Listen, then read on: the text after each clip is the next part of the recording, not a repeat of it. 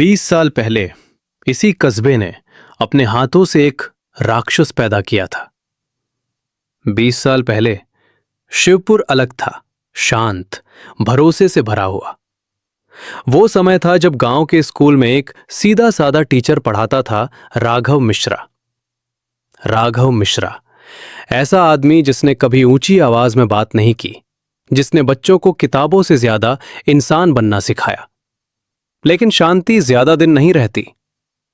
एक दिन बिना सबूत, बिना सच्चाई गांव में अफवाह फैलाई गई। राघव गलत है, वो दोषी है। झूठ जो सच से ज्यादा तेज फैलता है। गांव वालों ने कानून का इंतजार नहीं किया, इंसाफ खुद करने निकल पड़े।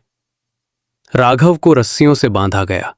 वो रोया नहीं, वो चिल्लाया नहीं, बस एक ही बात बोला, राघव, अगर मैं दोषी हूं तो भगवान सजा देंगे। लेकिन भगवान से पहले इंसान बन बैठे जज। आग जलाई गई। लपटों के बीच राघव की परछाई कांप रही थी। जलते हुए राघव ने आखिरी बार आसमान की तरफ देखा। उसकी आंखों में दर्द था और उससे भी ज्यादा इंसाफ की मांग। हर सोमवार तुम्हारे घरों में वही आग जलेगी। जब तक सच सामने नहीं आएगा, उसी पल आसमान काला हो गया, हवा रुक गई और शिवपुर में पहला सोमवार पैदा हुआ। उस दिन से हर सोमवार वो लौट आता है, न शरीर में न परछाई में, बस मौत बनकर। श्राप कभी अचानक नहीं आता, वो इंतजार करता है। और शिवपुर का इंतजार अभी खत्म नहीं हुआ, क्योंकि अब कोई उसे देख रहा है, कोई उसकी तलाश में है। एक इंस्पेक्टर। जब डर कहानी बन जाए तब इंसाफ को सवाल पूछने पड़ते हैं, और यही सवाल लेकर शिवपुर पहुंची थी इंस्पेक्टर आर्या सिंह। शहर छोटा था, लेकिन उसकी खामोशी बहुत बड़ी। आर्या ने पहली नजर में ही महसूस किया, ये कोई आम केस नहीं था। हर सोमवार एक ही पैटर्न, एक ही इलाका, एक ही वक्त। हर मौत ठीक 12 बजे होती थी, जैसे किसी ने वक्त को बांध रखा हो। आर्या ने सीसीटीवी फुटेज मंगवाई। स्क्रीन पर बस एक धुंधली परछाई, न चेहरा न कदमों की आवाज, बस सरकती हुई आकृति। ये इंसान नहीं है। आर्या ने पुराने केस खंगाले और एक नाम बार बार सामने आया, राघव मिश्रा। 20 साल पुराना केस, बिना पोस्टमार्टम, बिना सही जांच। आर्या की आंखों में पहली बार गुस्सा दिखा। आर्या उसी रात पुराने स्कूल पहुंची, जहां राघव आखिरी बार जिंदा देखा गया था। अचानक ब्लैक बोर्ड पर चौक अपने आप चलने लगी। सोमवार। कौन है वहां? इंसाफ। आर्या भागी नहीं, डर के बावजूद वो रुकी रही, क्योंकि सवाल अब निजी होने लगे थे। मैडम, अगला नाम लिस्ट में सिर्फ एक बचा है। आर्या समझ चुकी थी, खूनी मंडे बदले की कहानी नहीं, ये एक अधूरा फैसला है। और अब उस फैसले का सामना करने का वक्त आ गया था। अब ये सिर्फ एक केस नहीं रहा था, अब ये एक सच था जो खुद सामने आना चाहता था।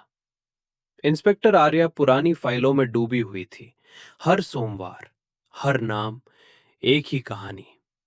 आर्या ने एक बात नोटिस की, मरने वाले सब वही लोग थे जिन्होंने 20 साल पहले गवाही दी थी।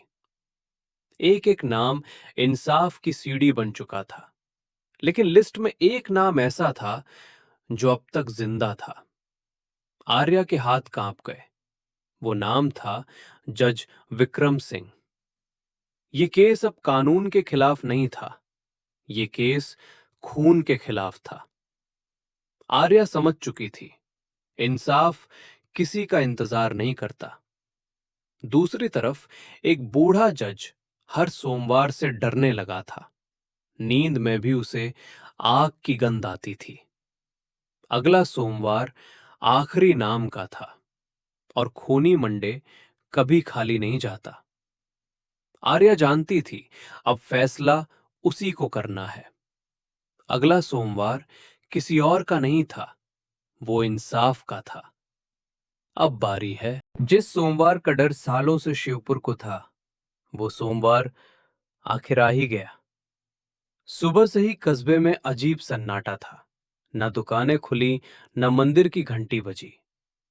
जज विक्रम सिंह आज पहली बार अदालत नहीं गया। उसके हाथ कांप रहे थे, पसीना ठंडा था। उसे लग रहा था आज कोई आने वाला है।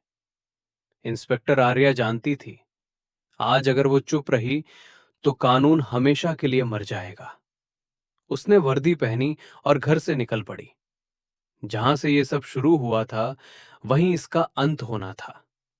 पुराना स्कूल, अंधेरा और जलने की बू।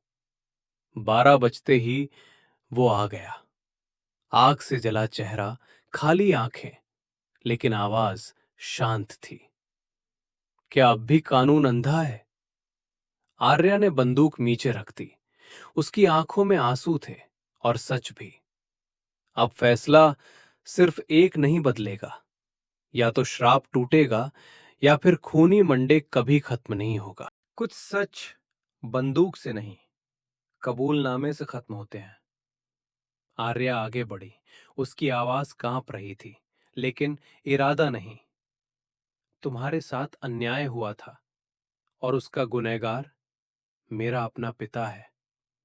दूर कहीं एक बूढ़ा जज सच के बोझ से टूट चुका था। मैंने कानून को बचाने के नाम पर सच को मार दिया। इंसाफ देर से आए, लेकिन आया। आर्या ने अपने पिता को खुद गिरफ्तार किया। हथकड़ी की आवाज शिवपुर में पहली बार डर नहीं, सुकून लेकर आई। जिस आग से श्राप पैदा हुआ था, उसी सच से वो बुझ गया।